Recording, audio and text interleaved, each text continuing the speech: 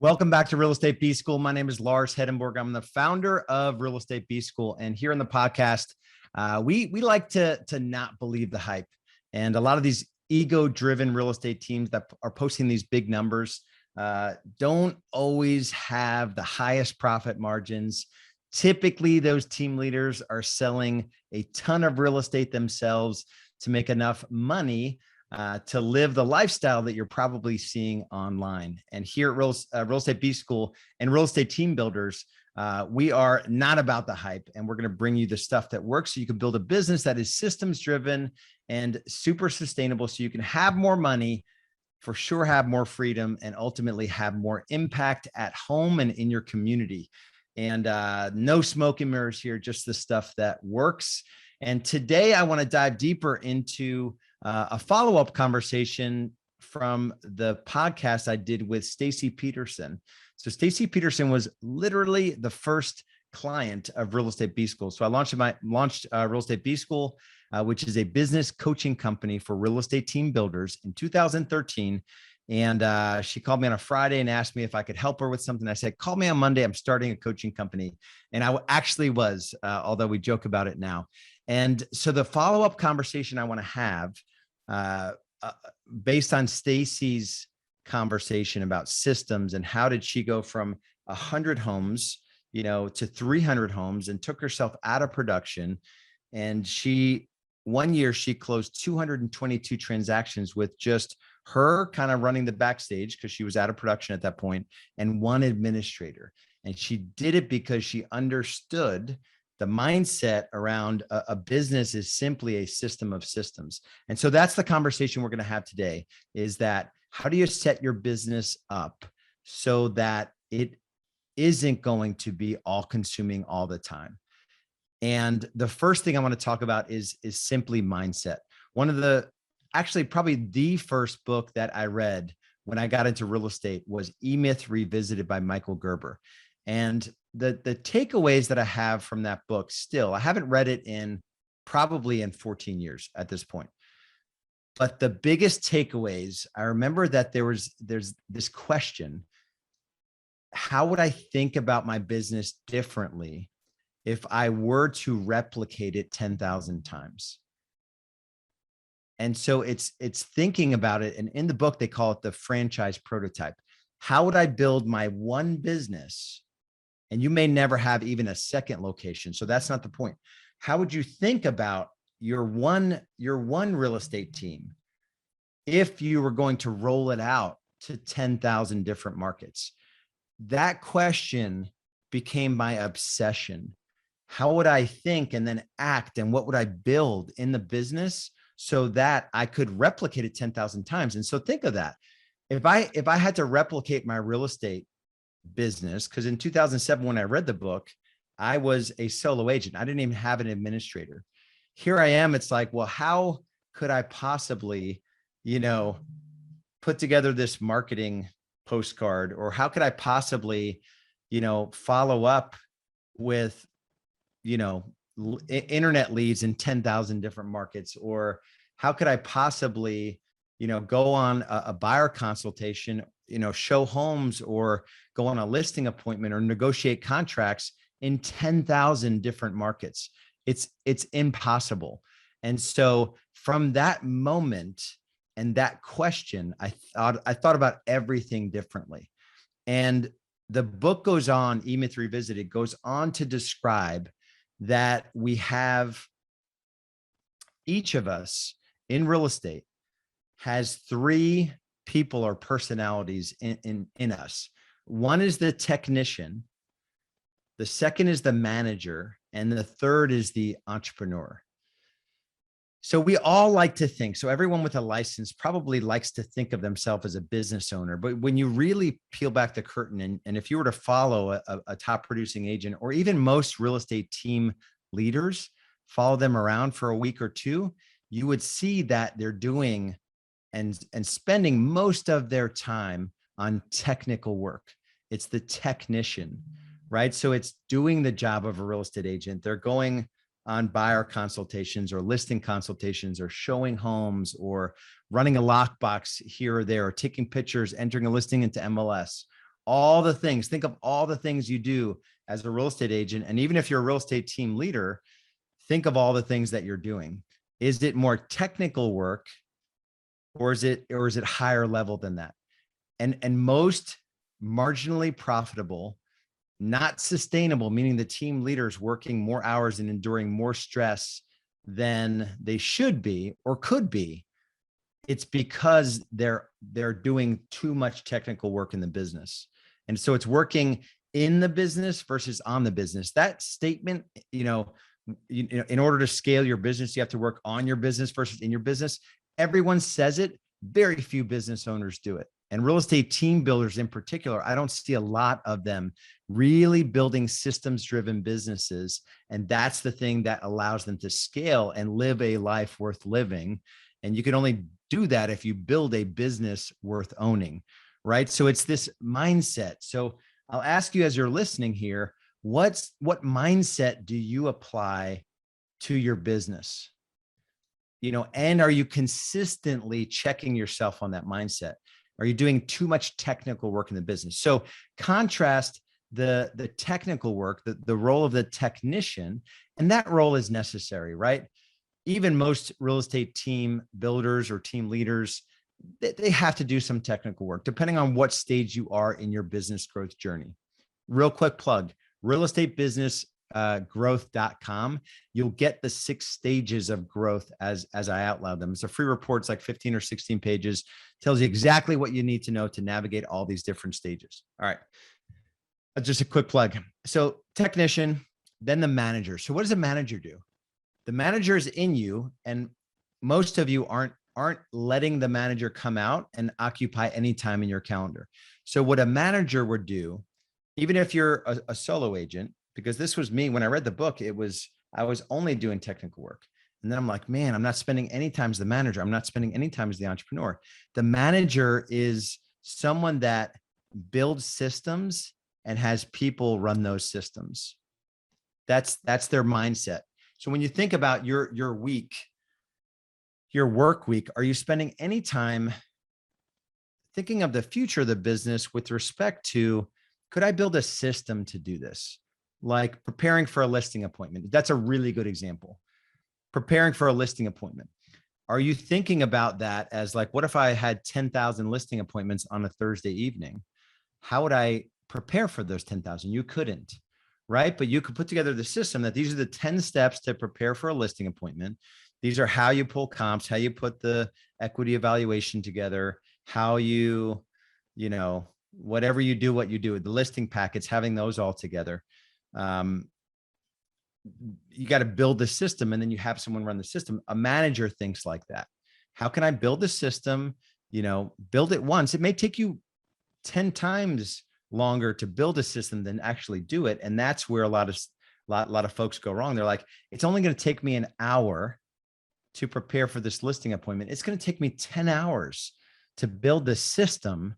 Like, why would I spend 10 hours doing that when it only takes me an hour to prepare for it? But the ROI on that 10 hours, once you put it in and you get someone at a fraction of what you want to make per hour that can run that system, the return is crazy. It may take, 10 weeks to actually surpass what you would have put in on the individual hours prepping for listing appointments on your own versus building the system and having a part-time administrator come in and do that one task. But the return, it crosses over pretty quickly. And so that's how a manager thinks. And a manager thinks, and it's not a literal manager. So you're not going to hire a manager to do this. This is the person inside you, the little slice of you that's going to spend some time every week and have time blocks in their calendar to work on the business. Build systems for things that you do repeatedly in the business so that you don't have to do them in the future. What's another good example? Entering a listing into MLS. If you're spending time entering listings into MLS and you're not making the kind of money that you want and you're working too many hours and you're stressed, that's like $5 an hour work. If you can have a VA do it in a different geography, if your MLS doesn't allow it, then it's like $12 an hour work in most markets. We're in a major metro market and we can hire a decent junior administrator for about $12 an hour. right? So you build a system. This is how I like it to be inputted. This is how you order the pictures from the photographer. This is how you write MLS remarks, right? And you may approve that listing when it's done, but you don't need to have the 2 hours into or more into doing it. It may take you another 10 hours to build a system to enter a listing into the MLS, but you won't personally spend 2 hours every time you do it anymore, right? So another system, done, and you can move on to other things in the business. When I look at my journey, and I'll give you some quick examples. I got into real estate in 2007. In my first 10 months, I sold 27 homes. And then 2008 was my first full year. I sold 44 homes in 2008.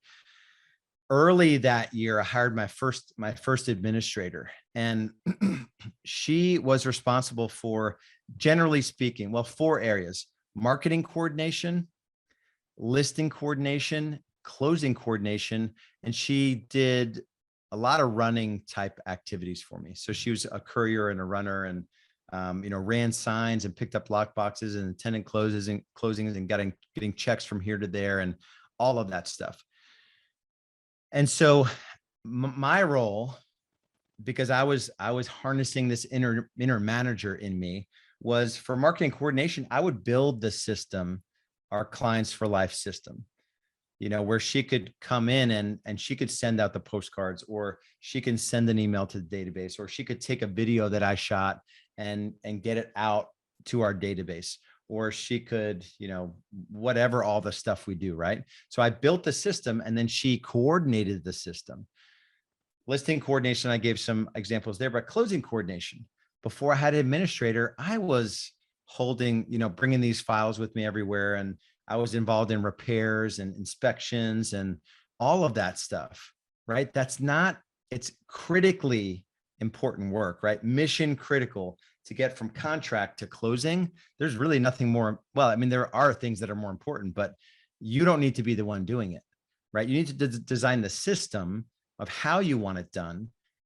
And then there may be exceptions. Maybe 80% of the time, a licensed administrator can run with that system. Maybe 20% of the time, the producing agent gets pulled in, right? So it's this mindset. And then, so that was my first year when I was stepping out of me personally doing things. The next year, 2009, we did 58 transactions. I did like 95% of them. I hired my first buyer agent. And so in order to hire a buyer agent and get out of buyers, which took me a year or so after that, I exited buyers. I had to build the system to work with buyers. So this is how you set the appointment. This is what you say to set the appointment. This is how you follow up once the appointment's set. So you increase your show rate. When you meet with somebody, this is what you say to get them to be okay with you presenting your services to them. And this is the buyer loyalty agreement and the buyer packet you use to get them to sign up to work with you before you show them a house, right? And this is how you show houses. And this is how we put the showing packet. We had a cover page and the MLS sheets, and this is the system and the page that they use when they leave the house, and they critique what they liked about the house and what they didn't. And when you write an offer, this is our offer summary sheet, and you fill in the blanks. And all of that was a system. I did it first, then we did it together, and then they ultimately did it. And so you have to think about all of this as, yeah, you can go on doing all the technical work. You've got to carve out 3 to 5 hours a week to be the manager in your business. Build the system, get someone to run the system. And then let me see if I want to give you another example. 2011, we did 118. 2012, we did 2008, we did 248. 2011, we did 178. So it was in there. I was transitioning out of buyers, and then also sellers. Same thing on the seller side. Like, many people think it is suicide to give up your listing. I wasn't attracted. I didn't really see myself being in production, personal production. And so I was committed to getting out of production. Last home that I sold was a listing, $1.2 million, highest price point ever. Sold January 2012. And so I was out of production. I've been out of production since then. I will never sell a home again. It's just not in my DNA. It's not my happy place. And so an example of a system to go from in production to managing a team. And now I have agents that are doing activities, the system for accountability. I just covered it on, John Mikish went into agent accountability. That was last week, depending on when you're listening to this. Go back and listen to it. Then I did a follow-up episode of how I broke down accountability and the things that were important to me. Accountability is a system, right? In order for me to step out of, parts of the business, I need to make sure that I did the thing I'm asking someone to come in to do. I documented it. And now I can have people come in and run that system. That's what a manager does. So let's now talk about the entrepreneur, right? That's the third part of it. The very few of us and you spend time as the entrepreneur, meaning the entrepreneur sits down and thinks about where they want to be in the future. And now that, because we've done the technical work, we've built out systems and we've had some people, run those systems. Now we can really start to think about how could this look in the future? If I want to go from 50 transactions to 150 transactions in 3 years, what has to happen? What systems need to be in place? I need an agent onboard system. I need an agent attraction system, for recruiting. I need a cadence, with meetings. I need to know how to run meetings. I need tracking tools and a way for agents to get their numbers in. I probably need some, a good CRM that has the text sequences and the email follow-ups and a lead management policy. Like all of these systems you need to build out. When you spend some time as the entrepreneur, you're forcing yourself to think about the future future company. And you're looking at where you are now. And the entrepreneur tries to figure out, how do I bridge the gap from where I am today to where the entrepreneur in me is constantly.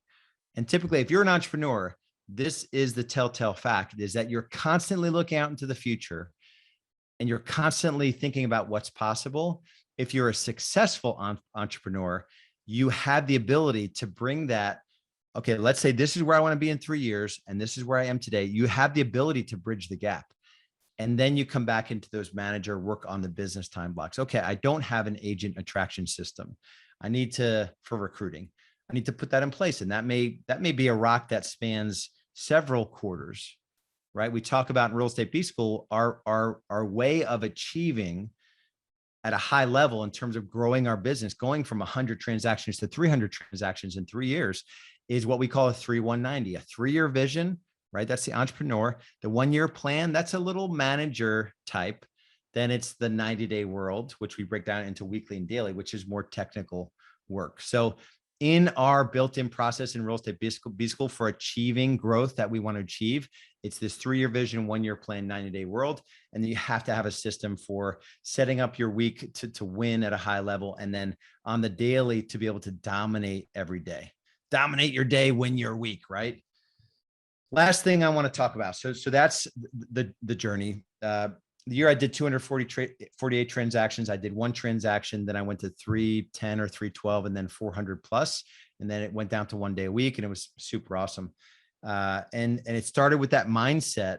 How would it look, or how would I think about the business differently if I wanted to replicate it 10,000 times? I built the franchise prototype. I didn't love to do it because it was typically on off hours. I was doing the job of real estate agent during the day, 50, 60 hours a week. And then I was working 10 p.m. to like 2 a.m. At this point, Real Estate B School, all the tools and systems are turnkey. We didn't have Real Estate B School back then. And the coaches I was aligned with didn't really have the exact systems that I can rip off and duplicate. And so that's the journey. The last thing I want to cover is, how do you go about it? Right, Lars, it's easy for you to say, the franchise prototype and the manager, technician, and yeah, all that sounds really great. And so when I talk about the 3-1-90, the 90, an exercise that we do in Real Estate B School, and you could do this as well, is how do you delegate so you can elevate, right? We have this saying where you delegate or die. As your business is growing, if you don't have this system for delegating, it will not grow, and you'll be super stressed all the time. And that stress will get the best of you in your relationships, in your physical body, in your walk with God, right? It will just get the best of you.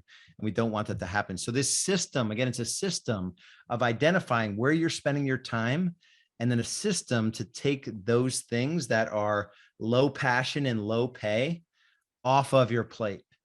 And even high passion, low pay activities in business, you need to get those off your plate. And so we go through this passion versus pay exercise. I'm going to run through it with you real quickly. Every quarter. So every quarter, I encourage our members to do a time study. Those are a little bit painful. They're super profitable and a little bit painful. Take that time study and then do a passion versus pay. And passion versus pay it's straight up a quadrant where there are high passion, high pay activities, low passion, high pay activities. And both of those are okay, right? If all your time could be spent in high pay activities that are either high passion or low passion, the low passion, low pay, and the high passion, low pay. If you want to scale your business, you cannot spend time on activities that are low pay. In a perfect world, you want to spend all of your time on things where you're highly passionate about the activities you're doing and they compensate you or pay you really well. So high passion, high pay, that's where you want to be over time. And this exercise of delegating to elevate is something you do every 90 days. So you're looking at where you spend your time every 90 days. You're bucketing different kinds of tasks into the quadrants, the passion versus pay. And then you spend the next 90 days working to get the things off of your plate that are low pay. Low pay, low passion for sure has to be eliminated. Like what's a good example of low passion, low pay? Like getting in the car and running a sign out to a property. Like it's super low pay. And how can you, I guess you could be passionate about it if you don't want to work and make money, but you can't have passion about that activity, right? Most real estate agents, half of their time are spent doing courier activities. Like they're in their car driving around and they're getting nothing done that's of any value. They're not spending any time in high pay activities. And they justify that, man, I had a busy day. Like I had to jump from this side of town to this side of town. I had to deliver a lockbox here, pick up a check here, visit, meet an inspector here or a contractor there. It's like, that is not business owner high pay activities. And not a lot of it sounds like stuff you can really get passionate about, right? So you've got to install a system into your life. And this works in your personal life as well, right? Are you really passionate about mowing the lawn? Like, but I always mow the lawn and my dad mowed the lawn. And like, why would I pay someone I don't know, right? But if you're telling me you want to make 7 figures a year take home and you don't want to work 70, 80 hours a week, then you have to stop doing things that other people can do for a whole lot less money and start to value your time at $500 an hour. You'll view the whole world differently if you view your time at, $250 to $500 an hour. And probably a whole separate podcast episode, but it's very simple calculation to know what your time is actually worth versus where you want it to be. It's your adjusted gross income from your tax return divided by an estimate of the number of hours you worked in a year. And that gives you what you're making per hour. So let's say your AGI was 250 all in, 250,000, and you worked roughly 50 hours a week. That's 2,500 hours. That's $100 per hour. At Real Estate B School, we call that our business freedom index.